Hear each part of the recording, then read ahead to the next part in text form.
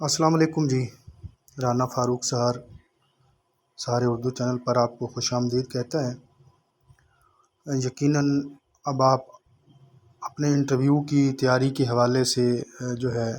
وہ پریشان ہوں گے، اور بہت سے سوالات جو ہیں وہ آپ کے ذہنوں میں ہوں گے کہ انٹرویو کی تیاری جو ہے وہ کیسے کی جائے۔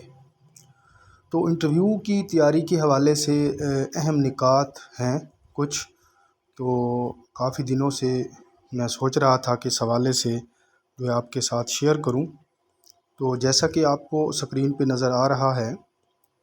کہ سب سے پہلے اکثر جو ہے وہ دوست پوچھتے ہیں کہ انٹرویو کے لیے لباس جو ہے وہ کیسا ہونا چاہیے۔ تو اس حوالے سے بڑی سمپل سی بات ہے کہ اگر آپ سادہ لباس میں یعنی شلوار قمیض میں جائیں تو اس کے ساتھ موسم کے حساب سے واسکٹ یا ڈریس کوڈ وغیرہ بھی استعمال لازمی کریں۔ اس کے علاوہ اگر آپ پینٹ شرٹ پہن کے جاتے ہیں تو یقینی بات ہے اس کے ساتھ آپ ٹائی ضرور لگا کے جائیں۔ اس کے علاوہ خصوصی طور پہ جو تیاری کرتے ہیں لباس کی، میں نہیں سمجھتا کہ وہ اس معاملے میں جو ہے وہ ضروری کرتے ہیں۔ یعنی لباس آپ کا بالکل سادہ ہونا چاہیے، ڈیسنٹ ہونا چاہیے، صاف ہونا چاہیے، اور واقعی آپ کو ان کو لگے کہ واقعی یہ بندہ جو ہے وہ لیکچر کے انٹرویو کے لیے آیا ہوا ہے۔ تو اس سے اگلی چیز جو ہے وہ ہیں ضروری کاغذات، کہ ہمیں انٹرویو والے دن کون کون سے ڈاکومنٹس جو ہیں وہ ساتھ لے کر جانے ہیں۔ تو اس سلسلے میں سب سے پہلی چیز تو یہ ہے کہ آپ اپنے جو تمام ڈاکومنٹس ہیں، یعنی matric, F A, B A, M A, اور اگر ایم فل ہے یا پی ایچ ڈی ہے تو ان کی جو ہیں وہ فوٹو کاپیاں کم از کم 2 سیٹ جو ہے وہ لازمی لے کر جائیں۔ اس کے علاوہ ڈومیسائل اور شناختی کارڈ کی کاپی بھی ساتھ ہو، اور اوریجنل شناختی کارڈ بھی آپ کے پاس ہونا چاہیے۔ اس سے اگلی چیز جو تیسری چیز ہے وہ ہے انٹرویو پینل میں شامل افراد، کہ کون کون سے ہوتے ہیں، کتنے ہوتے ہیں، اکثر یہ بھی پوچھا جاتا ہے۔ پچھلے کچھ عرصے سے انٹرویو پینل میں جو ہیں وہ زیادہ تر جو دیکھنے کو ملا ہے کہ وہ 3 لوگ ہوتے ہیں، اور ان میں سے جو ایک جو ہے وہ اس انٹرویو پینل کا چیئرمین ہوتا ہے، اور باقی جو 2 لوگ ہوتے ہیں وہ ماہر مضمون ہوتے ہیں۔ تو چیئرمین صاحب جو ہیں وہ انٹرویو کے جو ہے نا کہہ سکتے ہیں ہم کہ آل ان آل ہوتے ہیں، اور آپ کا جو تعارف ہوتا ہے وہ ہی لیتے ہیں، اور ہم یہ بھی کہہ سکتے ہیں کہ انٹرویو کا آغاز جو ہے وہ چیئرمین صاحب ہی کرتے ہیں، اور چیئرمین صاحب بالکل جو ہیں وہ درمیان والی کرسی پر براجمان ہوتے ہیں، اور ان کے دائیں بائیں جو ہیں وہ ماہر مضمون بیٹھے ہوئے ہوتے ہیں۔ تو اس حوالے سے چیئرمین کا جو رول ہے وہ انٹرویو میں یقینی بات ہے کہ بڑا اہم ہوتا ہے، اور وہ آپ کو جج کرتے ہیں۔ آپ کی جو شخصیت ہے، آپ کا جو اعتماد ہے، آپ کے جو سوالوں کے جواب دینے کا انداز ہے، وہ ان سب چیزوں کو جج کر رہے ہوتے ہیں۔ اور جہاں تک تعلق ہے اگلی چیز یعنی تعارف کا، تو تعارف والے معاملے میں یہ چیز ذہن میں رکھیں کہ اگر وہ آپ سے کہتے ہیں کہ انٹروڈیوس یور سیلف، تو یقینی بات ہے آپ کو انٹرویو جو ہے وہ انگلش میں ہی دینا پڑے گا، اور اگر وہ آپ کو کہتے ہیں کہ آپ اپنا تعارف کروائیں تو آپ اردو میں ہی اپنا تعارف کروائیں گے۔ تعارف کے حوالے سے ہی مزید یہ میں بتاتا چلوں کہ تعارف جو ہے وہ آپ کا زیادہ طویل نہیں ہونا چاہیے، جامع ہو، اور اس میں آپ نے جو بھی چیزیں بتانی ہیں اس کا پہلے سے جو ہے نا آپ کیا کہتے ہیں کہ نشاندہی کر لیں۔ اگر آپ ایم فل ہیں، پی ایچ ڈی ہیں، تو یقینی بات ہے آپ اپنے ساتھ جو ہے ایم فل کا مقالہ، پی ایچ ڈی کا مقالہ ساتھ لے کر جائیں گے، اور اس کے علاوہ اس کو اچھے طریقے سے دیکھ کر بھی جائیں گے۔ اس کے علاوہ اگر آپ کے اندر کوئی تخلیقی صلاحیت موجود ہے، یعنی آپ شاعری کرتے ہیں، یا اگر آپ نثر نگاری کرتے ہیں، افسانے لکھتے ہیں یا ناول لکھتے ہیں، تو جس رسالے میں آپ کے جو یہ نگارشات شائع ہوئی ہیں تو وہ رسالے بھی آپ اپنے ساتھ لے کر جائیں، اور اس کے بارے میں ضرور بتائیں۔ تو جو انٹرویو کا آغاز ہوتا ہے تو وہ تعارف سے ہی ہوتا ہے، اور اس تعارف میں مزید کچھ چیزیں شامل ہوتی ہیں، یعنی آپ کے اپنے علاقے کے بارے میں معلومات لے کے جائیں گے، اپنے ضلع کے بارے میں، پھر پاکستان کے جو مسائل ہیں، بڑے مسائل ہیں، ان کے بارے میں بھی جو ہے نا آپ معلومات ضرور لے کر جائیں، یا جیسے کہ فرض کرو عہد حاضر میں کوئی بڑا مسئلہ چل رہا ہے تو اس کے بارے میں بھی آپ کے پاس جانکاری ہونا ضروری ہے۔ اس کے علاوہ اگر آپ پہلے سے ملازمت کر رہے ہیں کسی بھی محکمہ میں تو اس حوالے سے معلومات بھی آپ کے پاس ہونی جو ہے وہ لازمی ہیں۔ تو اگلی چیز جو ہے وہ ہے ماہر مضمون کی۔ جب آپ کا یہ تعارف ہو جاتا ہے تو جو چیئرمین صاحب ہوتے ہیں وہ پھر ماہر مضمون کی طرف جو ہے وہ آپ کو ریفر کر دیتے ہیں، تو یہاں سے آپ کا جو ہے وہ آپ کے مضمون کے حوالے سے جو انٹرویو ہے وہ سٹارٹ ہو جاتا ہے۔ اب یہاں پر جیسا کہ پہلے میں بتا چکا ہوں کہ انٹرویو جو ہے وہ اس کی دو صورتیں ہوتی ہیں۔ ایک جرنل انٹرویو ہوتا ہے۔ جرنل انٹرویو میں کیا ہوتا ہے کہ جرنل انٹرویو میں آپ سے وہ کہیں سے بھی، یعنی اردو کے کسی بھی ایریا سے وہ سوال جو ہے وہ کر سکتے ہیں۔ یعنی اگر انہوں نے پہلا سوال شاعری کے حوالے سے کیا ہے تو دوسرا سوال تنقید کے حوالے سے ہو سکتا ہے۔ یعنی اس انٹرویو کی صورت میں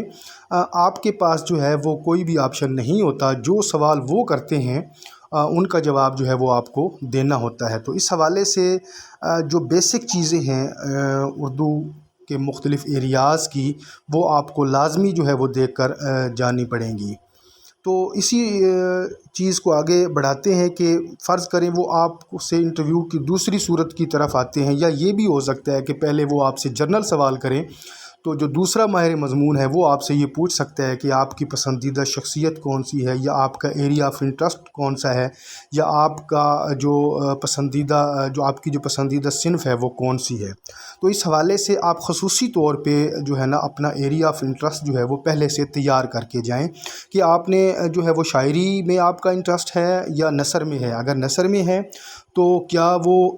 افسانہ نگاری میں ہے، ناول میں ہے، یا کسی اور چیز میں ہے، تو اس کو بڑے اچھے طریقے سے آپ نے جو ہے وہ دیکھ کر جانا ہے۔ یعنی اس صنف کے بارے میں معلومات آپ کے پاس ہونا ضروری ہیں۔ اور اگر وہی صنف عہد حاضر میں بھی موجود ہے تو عہد حاضر میں اس صنف کی اب کیا حالت ہے، یا اس صنف میں کن موضوعات کو جو ہے وہ برتا جا رہا ہے۔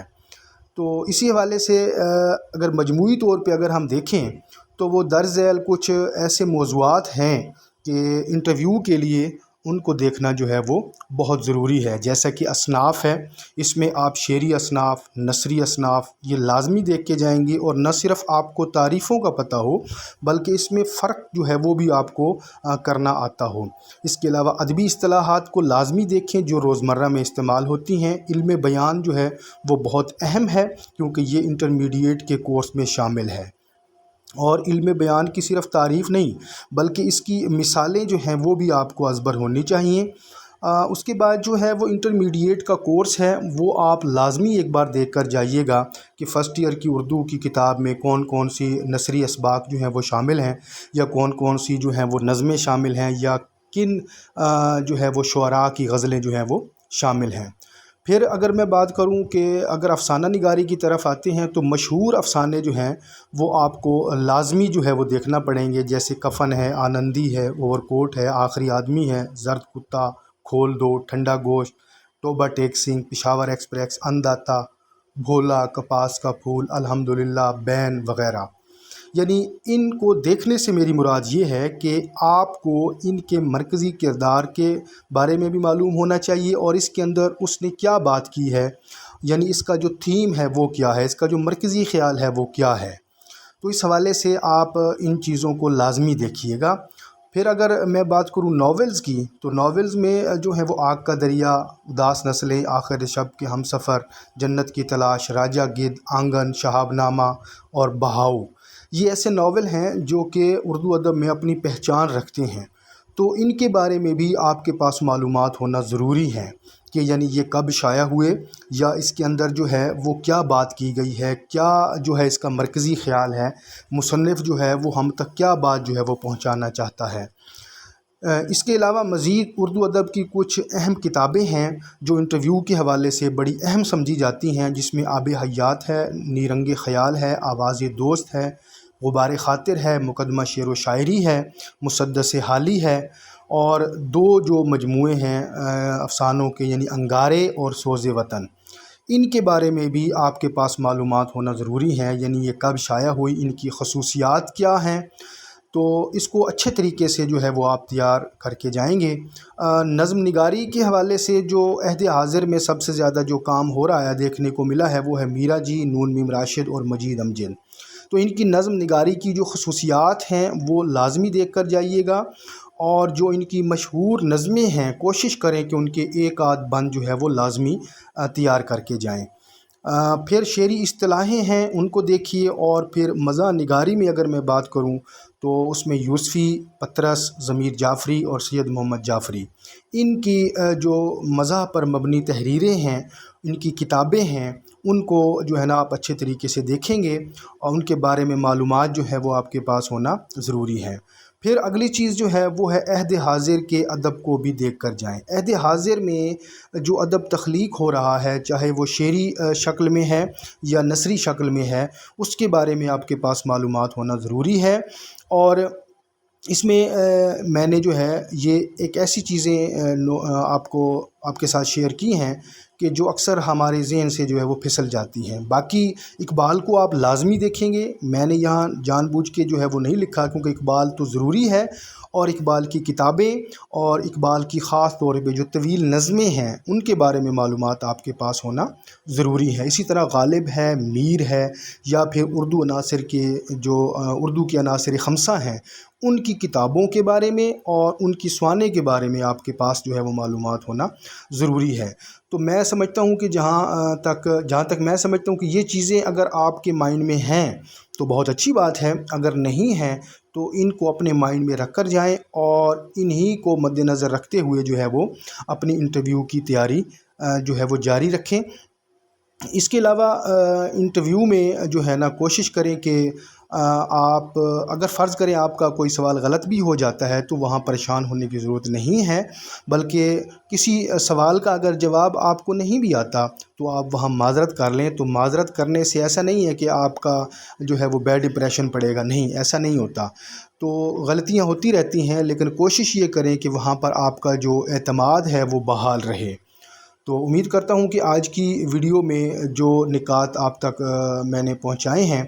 تو آپ ان کو لازمی جو ہے وہ اپنی انٹرویو کی تیاری میں شامل کریں گے۔ تو انشاءاللہ بہت جلد میری کوشش ہے کہ میں کچھ افسانے اور کچھ جو ناولز ہیں یا کچھ اور اہم چیزیں ہیں ان کے تجزیے جو ہے وہ آپ تک پہنچاؤں۔ تو انشاءاللہ اگلی ویڈیو تک کے لیے اللہ حافظ۔